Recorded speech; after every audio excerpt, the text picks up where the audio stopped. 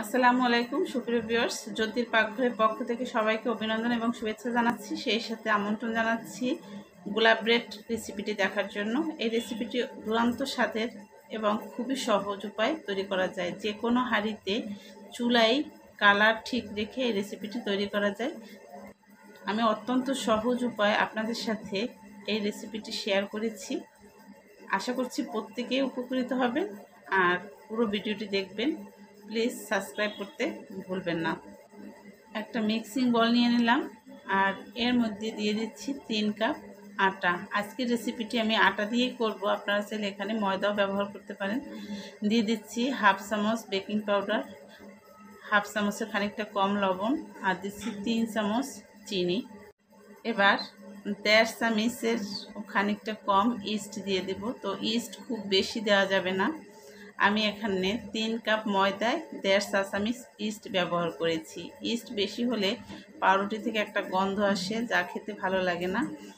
এ কারণে ইস্ট পরিমাণ বুঝে দিতে হবে। এবার শুকনো উপকরণগুলো একটু হালকা মিক্সড করে নিলাম। এরপর যে আমি 2টি ডিম ভেঙে নিলাম। ডিম দুটি একটু ফেটিয়ে নেব। ডিম দুটি অবশ্যই নর্মাল টেম্পারেচার হতে হবে। ডিম যদি ফ্রিজে থেকে থাকে 10 মিনিট আগে বের করে রাখেন, কিংবা খানিকটা পানিতেও ভিজিয়ে ঠান্ডাটা কিছুটা কমিয়ে নেওয়া যায়। এরপর যা আমার শুকনো উপকরণের মধ্যে ডিম দিয়ে দিলাম আর খানিকটা ডিম রেখে দিয়েছি, পরবর্তীতে কাজে লাগবে সেজন্য। এবার ডিমের সাথে শুকনো উপকরণগুলো মিক্সড করে নিব। এবার 2 থেকে 3 মিনিট ডিমটা এভাবে ডলে ডলে আটার সাথে মিক্সড করে নিতে হবে। এবার একদম নর্মাল পানি দিয়ে একটা খামির তৈরি করব। যে আমি কিন্তু একবারে পানিটা নিচ্ছি না, অল্প অল্প করে নেব এবং মেখে নেব। তো লাস্টে আমি দেখাবো যে আসলে কতটা পানি নিয়েছিলাম আর কতটা লেগেছে, আর বাকি অংশটা দেখাবো। মাখানো শেষ, অর্থাৎ পানির কাজ শেষ।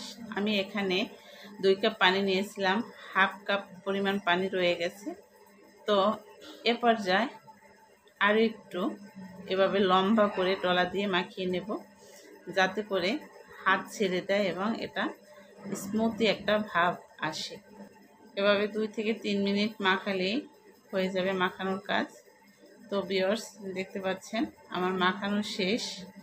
এবার এটাকে আমি লম্বা করে পিস পিস করে কেটে নেব। সকালে কিংবা বিকালে নাস্তায় খুব দ্রুত তৈরি করা যায়। তো ভিউয়ার্স, এবার বেশ কয়েকটা টুকরোয় বিভক্ত করে নিলাম। এবার আমি যেই প্যানের মধ্যে ব্রেডটা বসাবো সেটার মধ্যে খানিকটা তেল ব্রাশ করে নিলাম। এবারে প্রত্যেকটা আলাদা আলাদা করে এভাবে ডলা দিয়ে একটা লম্বা শেপ দেব।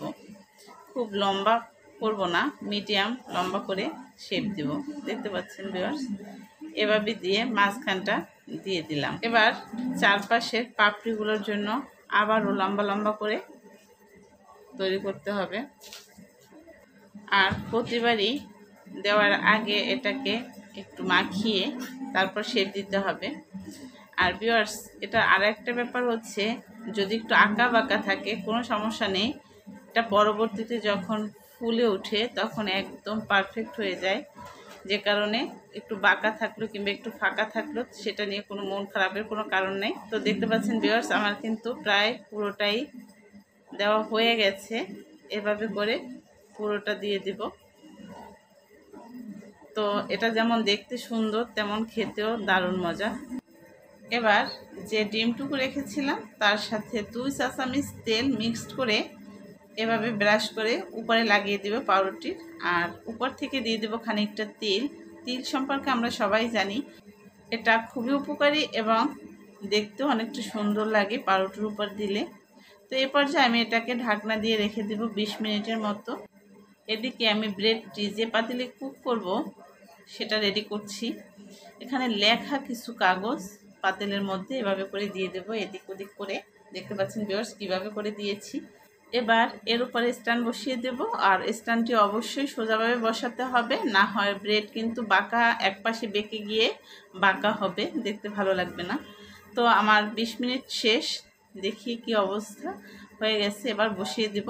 তো ভিউয়ার্স, অনেকে প্রশ্ন করেন যে এরকমের কাগজ দিয়ে করলে গন্ধ হয় কিনা। মোটেও না, একদম লো আছে। যদি এভাবে আপনি 40 মিনিট রেখে করেন, 40 মিনিট ধরে লো আছে, তাহলে আপনার কোনোই গন্ধ হবে না। আর এটা অবশ্যই সিলভারের পাতিল এবং সিলভারের ঢাকনা ব্যবহার করতে হবে, কাঁচের ঢাকনা দিলে হবে না।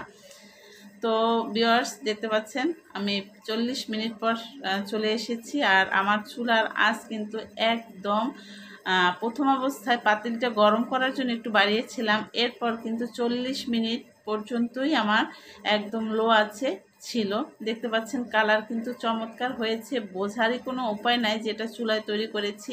তো ভিউয়ার্স, ভালো লাগলে অবশ্যই চ্যানেলটি সাবস্ক্রাইব করে রাখবেন পরবর্তী সুন্দর নোটিফিকেশন পাওয়ার জন্য। আজ এ পর্যন্তই। সবাই ভালো থাকবেন, সুস্থ থাকবেন। আল্লাহ হাফেজ।